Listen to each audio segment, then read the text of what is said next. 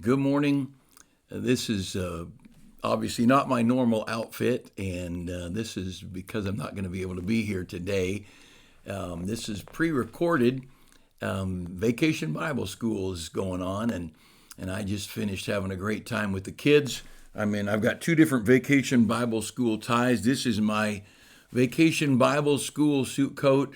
We're trying to figure out how long I've been wearing it, but I think maybe since the beginning, but I know we've figured at least 20 years talking to kids who are now adults.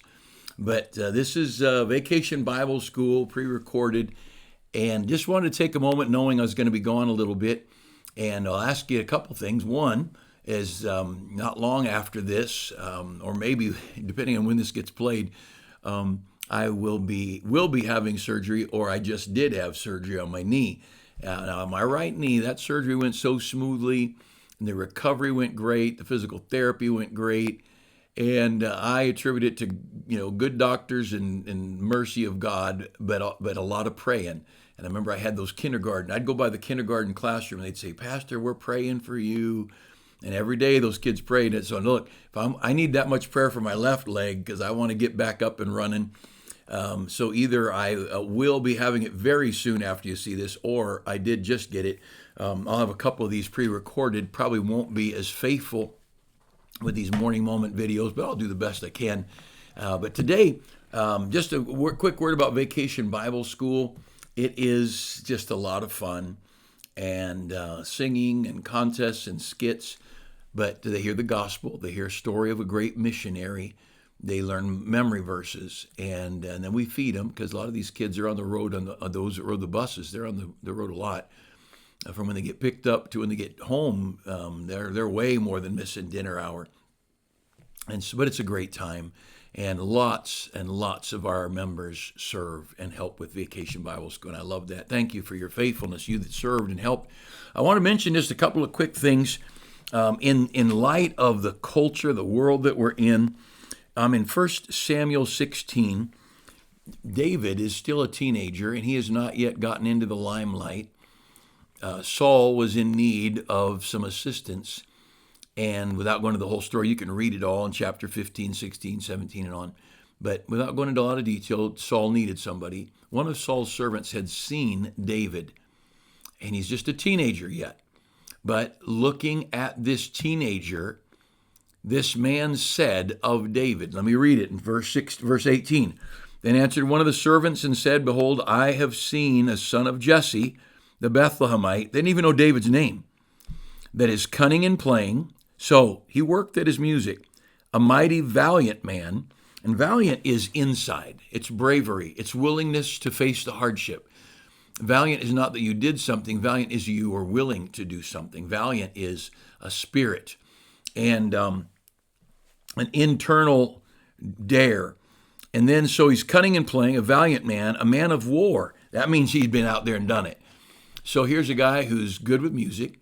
He is courageous inside, valiant inside. He is a man of war. That means outwardly he's well trained. He can face the battles of life. And their world, it was a world of sword and spear. It was a world of shield and bow and arrow. And David had to fight a lion and a bear off as he kept his sheep. And that wasn't a real war, but it was serious. Then what else did it say about him?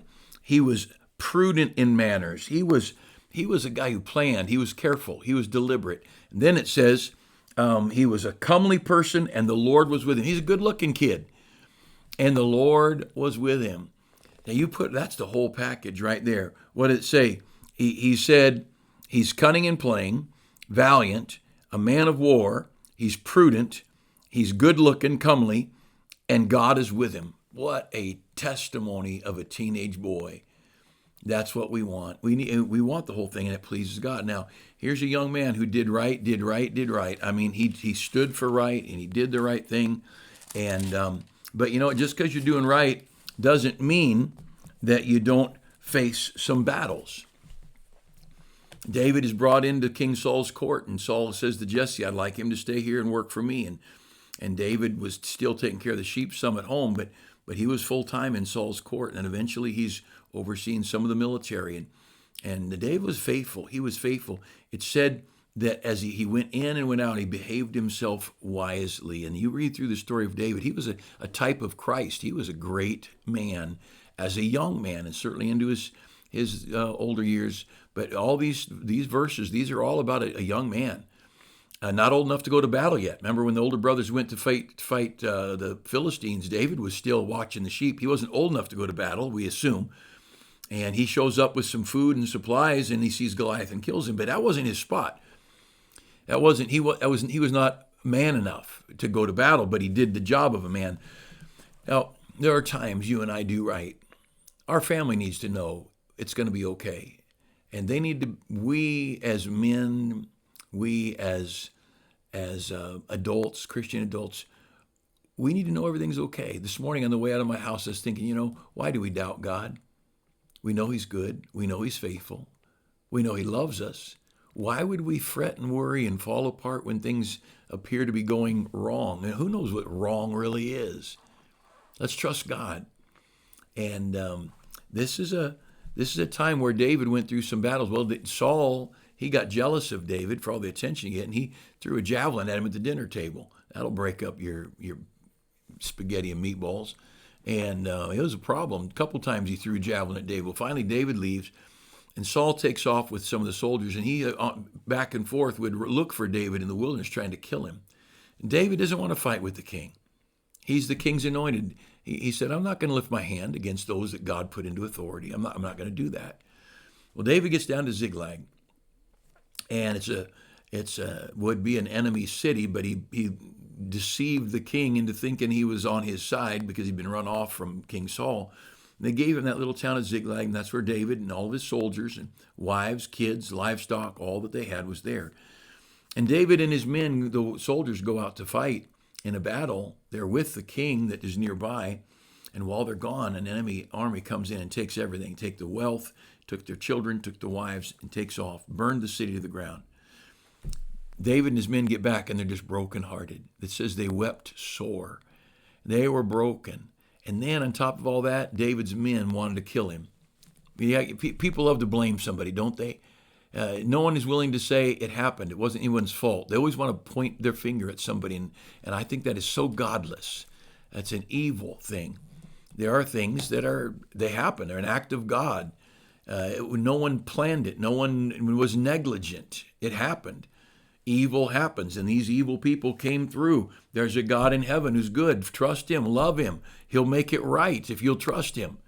Well, anyway, here's a story. David, I'm in 1 Samuel 30, in verse 6, and David was greatly distressed, for the people spake of stoning him, because the soul of all the people was grieved, every man for his sons, for his daughters.